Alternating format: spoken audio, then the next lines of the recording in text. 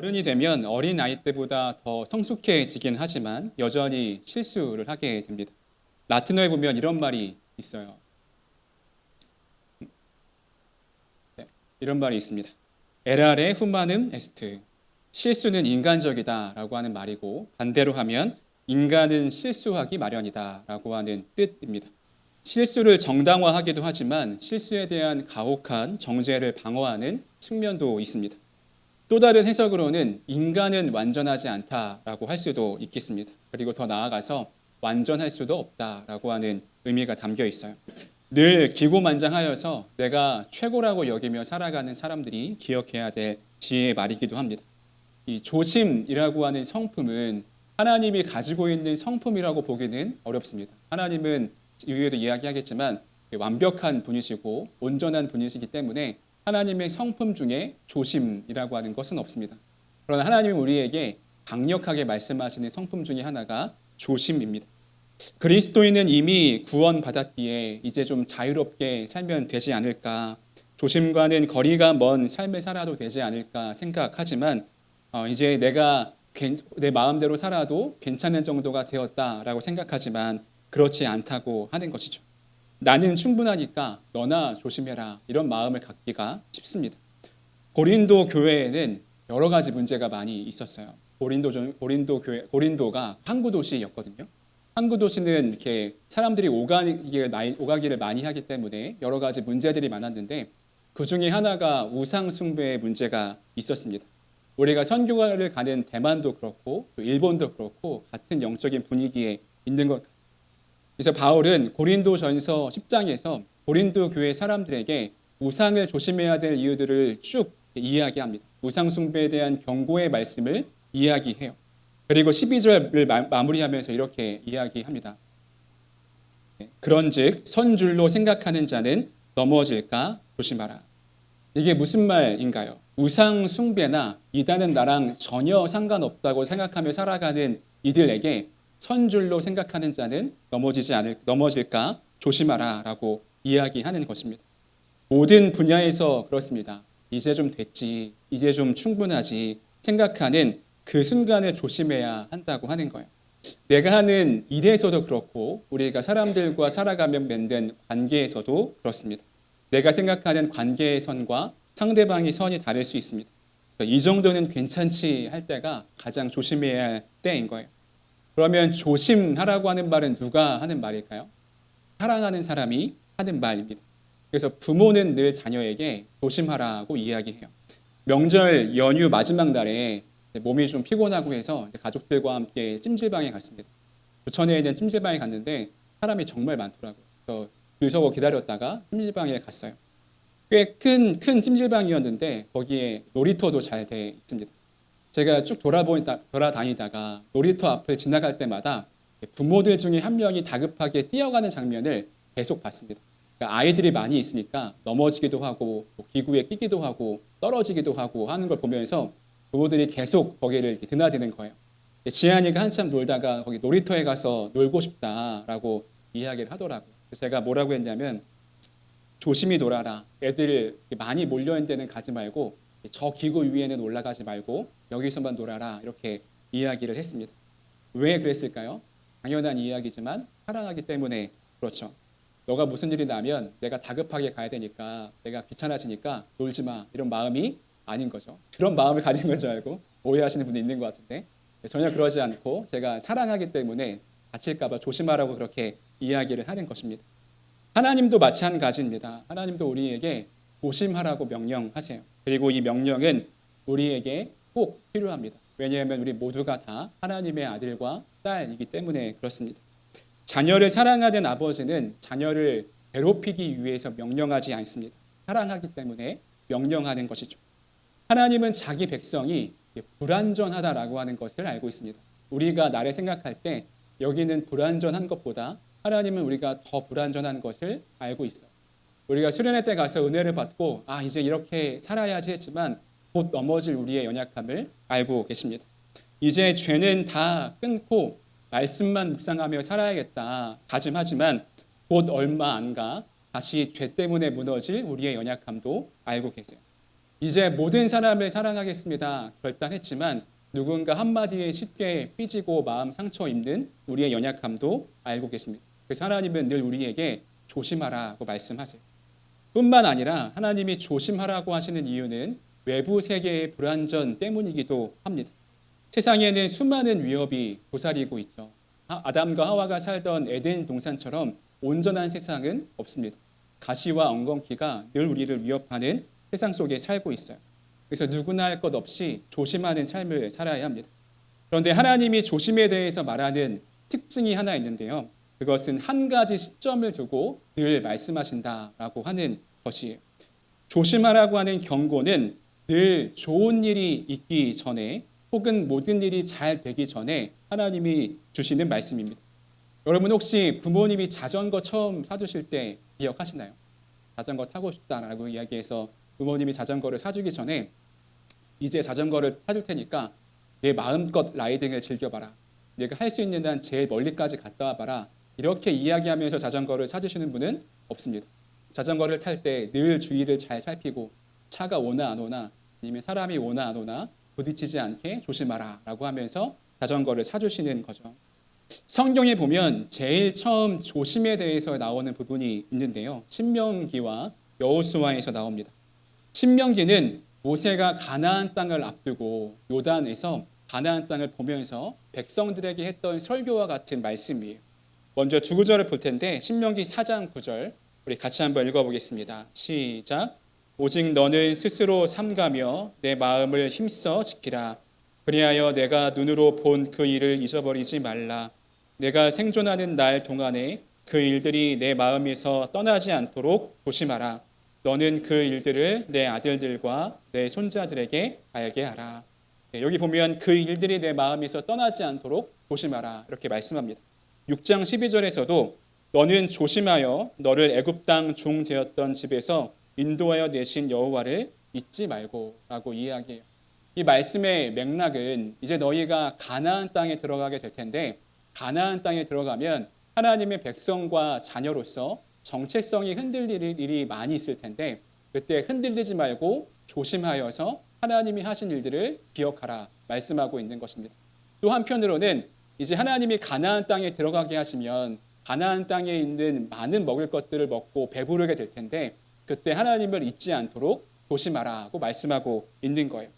사람은 늘 배부를 때 실수합니다. 이제 됐다 싶을 때 실수하는 거죠. 하나님은 그때 우리에게 조심하라고 말씀하고 있어요. 그 다음 조심에 대해서 나오는 본문은 여호수아인데 가나안 땅을 다 정복하고 시점이 지났습니다. 가나안 땅을 다 정복하고 여호수아가 죽기 전에 이스라엘 백성들에게 설교같이 하는 본문이 있어요.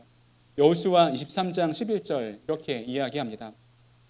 그러므로 스스로 조심하여 너희의 하나님 여호와를 사랑하라.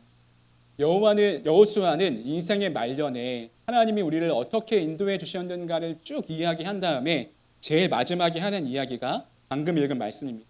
스스로 조심하여서 너희 하나님 여호와를 사랑하라. 이 가나안 땅에 물들지 않고 스스로 조심하고 하나님만을 사랑하라고 하는 이야기입니다. 여호수아가 말하고 있는 지금 이 이스라엘의 시점은 이스라엘에게 가장 좋은 때입니다. 그토록 원하던 가나안 땅을 다 정복하고 이제 좀 편하게 살 수 있지 않을까 생각하는 그때 여호수아는 하나님의 마음을 빌어서 하나님을 더욱 사랑할 수 있도록 스스로 조심하라 말씀하고 있는 것. 우리는 왜 조심해야 할까요? 우리에게는 하나님이 주셔서 의를 행할 수 있는 자유도 있지만 죄를 행할 수 있는 자유도 있기 때문에 그렇습니다. 하나님이 우리를 천사나 로봇으로 지으지 않으셨죠. 늘 하나님만 찬양하도록 만들지 않으셨습니다. 인간 스스로 결정하고 그 결정에 책임을 지도록 사람을 만드셨어요. 우리가 늘 조심하고 성령의 도우심을 받지 않으면 우리의 본성을 따라 늘 죄를 지으며 살아갈 수밖에 없는 삶이 우리의 모습이라고 하는 것입니다. 내가 나를 잘 알지만 좋은 일을 하는 속도보다 나쁜 일을 하는 속도가 더 빠르고 쉬운 것이 우리의 삶입니다. 그래서 조심하지 않으면 죄를 지으며 살 뿐 아니라 하나님과의 관계도 완전히 깨어지게 되는 것이에요. 그렇다면 우리가 무엇을 조심해야 될까? 이를 위해서 성경이 조심과 반대되는 표현으로 사용하고 있는 것을 살펴보는 것이 우리에게 유익합니다. 조심의 반대말은 경솔이라고 할 수 있고 부주의라고 할 수 있고 성경이 그것을 이야기해요. 사울은 블레셋과 전쟁을 앞두고 있었습니다. 그 당시에 전쟁을 하기 위해서 늘 해야 할 것은 먼저 제사를 지내는 것이었어요. 그리고 이 제사는 선지자나 제사장만 지낼 수 있었습니다. 그 당시에는 사무엘이 선지자이면서 제사장이었기 때문에 사무엘만 제사를 지낼 수 있었어요. 그런데 사무엘이 조금씩 늦게 오는 거예요. 사울이 생각하던 때보다 늦었습니다. 사울이 사무엘을 기다리지 못하고 본인이 직접 제사장이 되어서 제사를 지내게 돼요. 하나님의 율법에 불순종한 것이었습니다. 그리고 제사가 마치자마자 사무엘이 도착했습니다. 사울이 조금만 더 인내하고 기다렸다면 그런 죄를 짓지 않을 수 있었지만 그가 경솔함과 부주의함으로 하나님 말씀을 어기고 스스로 제사를 지내게 됩니다. 이 사건을 보면 조심은 인내와 때와 무관하지 않음을 알 수가 있습니다. 무의미해 보이는 기다림의 시간도 하나님 앞에서는 소중하고 귀중한 시간이 되는 것이죠. 다윗의 경솔함도 볼 수가 있습니다.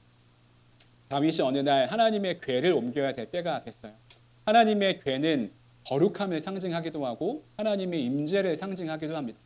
그래서 이 궤를 옮길 때는 하나님이 정해놓으신 방법으로만 궤를 옮겨야 했어요. 그런데 다윗은 그렇게 하지 않았습니다. 보통 그 당시에 블레셋에서 이방 신상들을 옮기던 방법대로 소의 수레에 하나님의 궤를 싣고 옮깁니다. 이때는 그 제사장들이 원래 줄을 메어서 옮겨가야 하는 것인데 하나님 말씀을 따르지 않는 경솔한 모습이었습니다. 소가 끄는 수레가 갑자기 소가 뛰면서 배가 떨어지려고 하니까 웃사라고 하는 사람이 그 궤를 만지고 그 웃사라는 사람이 즉사하게 됩니다. 다윗의 경솔함 때문에 웃사가 죽게 된 것이죠. 그리고 나서 다윗은 회개하고 법궤를 옮기는 것을 볼 수가 있습니다. 우리가 경솔하지 않으려면 늘 하나님께 물어야 됩니다. 법궤를 옮길 때 가장 쉬운 방법은 그 당시에 블레셋이 하는 것처럼 소의 수레에 메고 옮기는 것이었지만 하나님의 방법은 줄을 매달아 제사장들을 옮기는 방법이었습니다. 우리가 내 생각과 방법, 세상의 성공의 법칙이 앞서지 않도록 해야 돼요. 이 사건 이후에 다윗은 승승장구합니다. 그러나 곧 부주의하고 또 경솔하고 부주의했어요.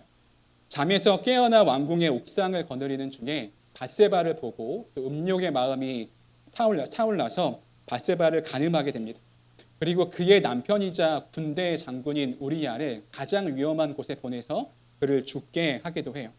그의 경솔이 인생 전체를 먹칠을 했습니다.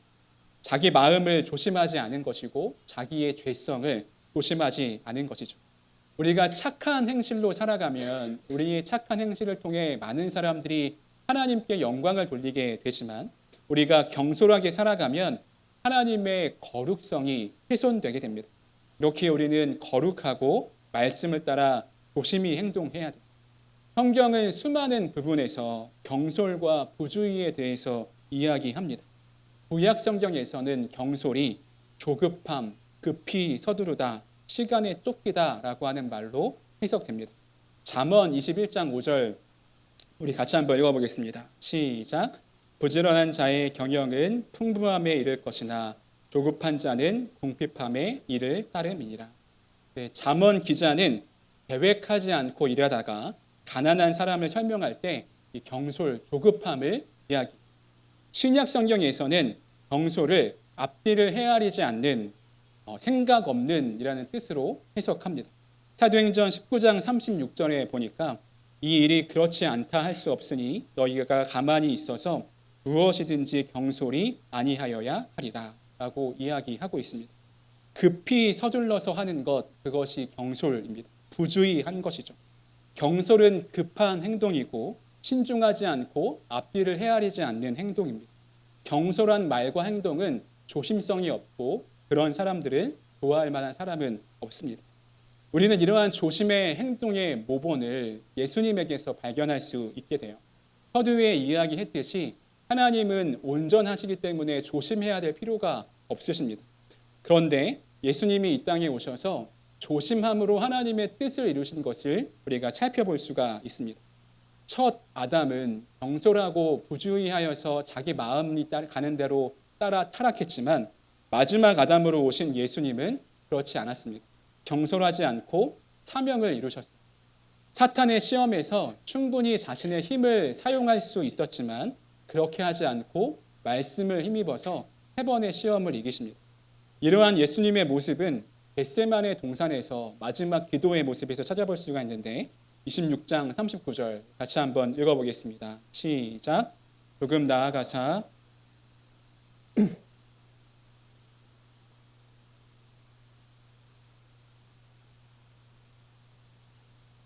그러나 나의 원대로 마시옵고 아버지의 원대로 하옵소서 하시고, 우리의 기도의 원형이라고 할 수도 있습니다.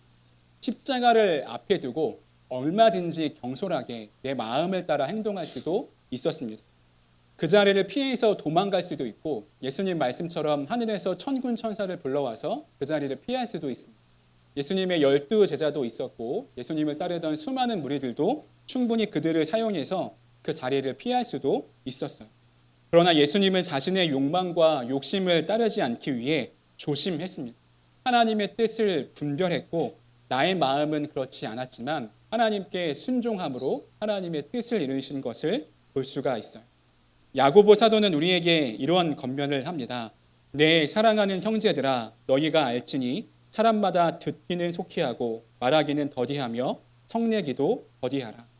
말을 많이 하기보다 상대방의 말을 멍청하다 하라고 하는 것입니다. 그것이 조심하는 방법이에요. 생각나는 대로 말하지 않고 한 템포 늦추어서 화를 내지 않는 것, 그것이 조심하며 살아가는 방법입니다. 하나님의 뜻을 이루는 하나님의 자녀들이 살아가는 삶의 방식인 거예요. 나는 조심하고 있는지 경솔하고 있는지 7개의 질문이 있는데 읽어볼 테니까 여러분의 삶을 한번 점검해 보시기 바랍니다. 나는 모든 상황에서 하나님의 뜻을 찾습니까? 나는 지혜롭고 경험이 많은 사람의 조언을 구합니까? 나는 다른 사람의 실수를 보고 배웁니까? 나는 말하기 전에 미리 생각합니까? 나는 좋은 일을 시작하기 전에 적절한 때를 생각합니까?